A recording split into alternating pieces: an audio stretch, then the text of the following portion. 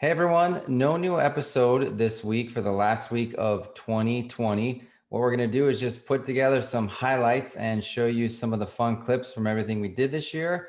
And we'll start again early next year. Looking forward to some really cool guests that we have lined up. And hey, if you know anyone that we should interview, always send me a message.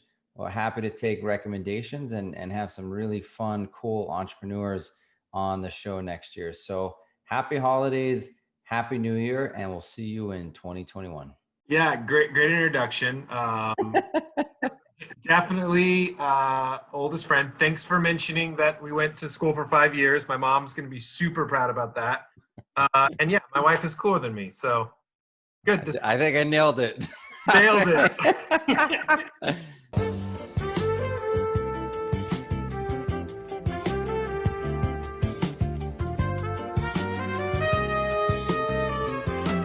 What I realized after 5 to 6 years is that I had 27 people working at Fit to Go, but I was doing still everything. I was wearing all the hats. I was running like a chicken without a head, and I think that's when I realized this can't be what entrepreneurship is about, right? I need to start letting go, and I think that's when I read Traction and understood EOS and joined the Entrepreneurs Organization.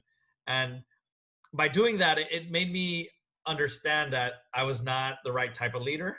I wasn't allowing people to grow. I wasn't allowing them to really perform their job. And I was really more micromanaging and making people do things the way I wanted to do things. Hold on. I'm taking notes. Don't just tell people what to do all day, every day. Can you really change the feel of a home and make it different for somebody without moving walls? Is that even possible? It's a great question. The majority of our projects, we don't actually add any square feet to a property. A lot of times it's reconfiguring space, reimagining space, sometimes just taking a wall down. I mean, as you can even remember from your house, just taking that wall down that opened that kitchen up to the rest of the house just changed the place dramatically. I mean, actually in your home, I don't think we added a single square foot to the entire property, and it made the space feel differently because we addressed the way that you guys were going to live with 2, then 3 kids along the way.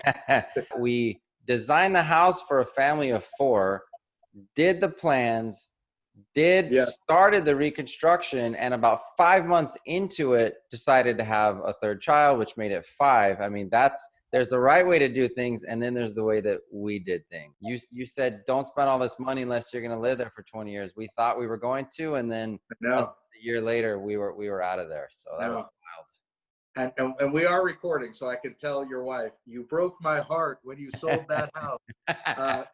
And of course, my mother was elderly. At that time, when you were 43, you weren't having children. Nowadays, those things have changed.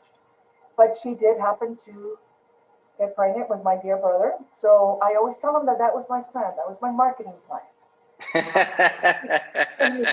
I needed a marketer. So when I started the business, I started by myself. It was rough. And then I realized that he was just perfect. And for my team. When you're first starting off, you don't have all the answers. And so you've got to be brave enough to just take that leap of faith and say, I know I need the help. I know it's scary, but we just got to go. Like, so, hey, can you train a dog? Yeah. Okay, great. Come on. Come with me.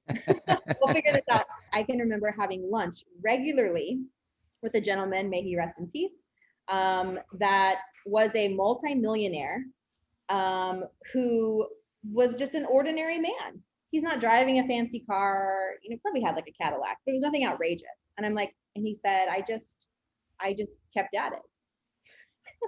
I just kept at it, and I was responsible with my money, and I invested wisely, and I never lived above my means.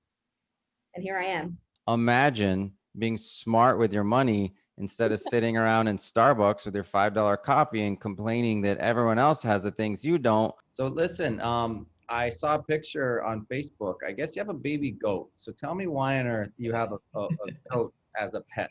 This has nothing to do with business planning, but they had this worksheet on a goal you want to achieve and certain milestones. And instead of setting, it was a workshop, but instead of a business goal, I put getting a goat for my daughter. And then it was like, what's the first step? What's the second step? Put a timeline next to it. And I followed that. And then without fail, it was within 3 months after that we got all the steps in order and got 2 baby twin boy goats. And it's, it's amazing. I mean, Your daughter has her essay letter, right, to get into college, right, talking about all these years of wanting a goats and makes it happen. And then she can be in personal development consulting, right, where she motivates people, and her tagline, just goat for it. oh,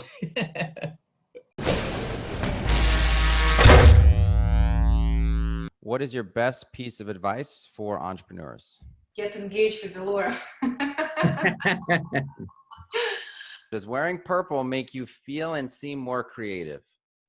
Yes, absolutely, because it's a little left of center, and people expect that from the architect. My second question is, in Miami, do you have it unbuttoned to here, but then you've got the undershirt anyway? Well, the undershirt is just a level of civilization, so I'm just going to put that on the record.